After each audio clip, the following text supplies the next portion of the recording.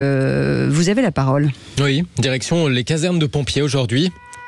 Les pompiers qui ont un gros retard à l'allumage. Enfin, en tout cas, c'est le titre d'un article du Canard enchaîné en kiosque aujourd'hui. Depuis des années, le temps d'intervention aurait augmenté à désormais plus d'un quart d'heure en moyenne, nous dit le journal satirique qui cite un rapport de la Direction générale de la sécurité civile. Un quart d'heure en moyenne, 20 minutes dans la Creuse, une demi-heure pour le camion pompe anti-incendie dans les Bouches-du-Rhône. Le temps d'intervention le moins rapide d'Europe, dit même le Canard enchaîné, qui met en cause la fermeture d'un tiers des casernes françaises ces dernières décennies. On aurait désormais 5 fois moins de casernes qu'en Allemagne, environ 4 fois moins de pompiers par habitant. Alors évidemment, on a eu envie ici de solliciter une réaction du porte-parole de la Fédération nationale des sapeurs-pompiers. Bonsoir Éric Brocardi. Bonsoir. Merci d'être avec nous dans Les Vraies Voix sur Sud Radio. Est-ce que c'est vrai, tout simplement, selon vous, les pompiers ne peuvent plus couvrir le territoire aussi bien qu'avant ? Alors, je dois dire déjà une chose, c'est que le titre est assez décourageant pour ces femmes, ces hommes qui sont engagés pour porter secours auprès des autres. C'est vrai qu'aujourd'hui, on est soumis aujourd'hui à une exigence territoriale, à une exigence, on va dire, de l'augmentation de la démographie, qui permet aujourd'hui de tenter de maintenir notre niveau opérationnel de manière optimale. Mais cela aujourd'hui, il faut savoir que depuis l'année dernière, donc en 2022, il a été recensé plus 6% des interventions en termes d'activité opérationnelle. C'est près de 5 millions d'interventions qui ont été effectuées en 2022. C'est près de 13 600 interventions par jour, soit une intervention toutes les 6,3 secondes. Ce qui est quand même énorme, qui repose uniquement sur 254 000 hommes et femmes du quotidien qui ont décidé de s'investir. Donc, je suis pas content, effectivement, de montrer ce titre et d'évoquer ce titre-là, mais ce qui doit être expliqué, ce sont les mots à l'intérieur de l'activité des sapeurs-pompiers, c'est ces difficultés. Déjà, d'une part, le fait que parmi toutes ces interventions, est-ce que tout le révèle de l'urgence aujourd'hui ? Non.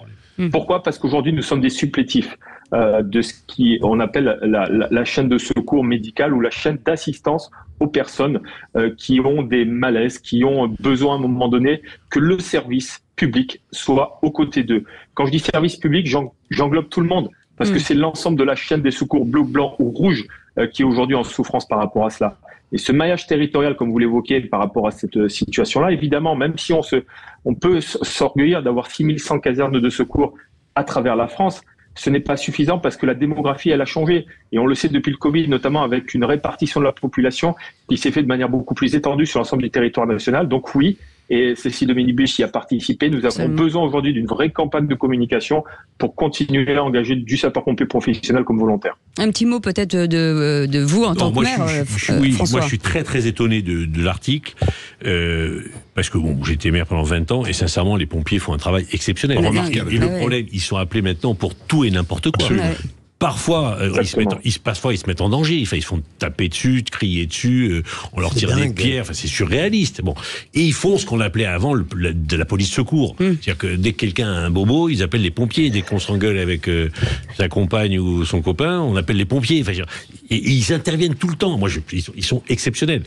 Leur vraie en plus, il y a quand même un maillage territorial avec ce qu'on appelle les SDIS, les services départementaux d'incendie et de secours, qui sont financés, La vraie difficulté qu'ils ont, et c'est que la France change entre les zones rurales, les métropoles, les autres territoires.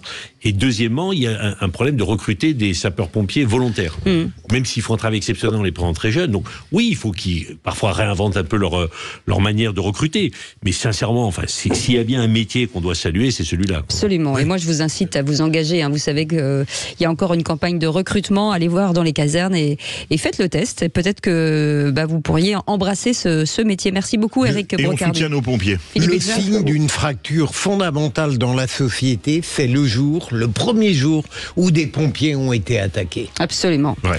En tout cas, on vous soutient. Merci beaucoup d'avoir été avec nous, Éric Brocardi, qui est un peu le porte-parole des pompiers de France. On vous embrasse tous les pompiers pour nous, un par un. Et vous pouvez passer une bonne soirée. Allez, restez avec nous.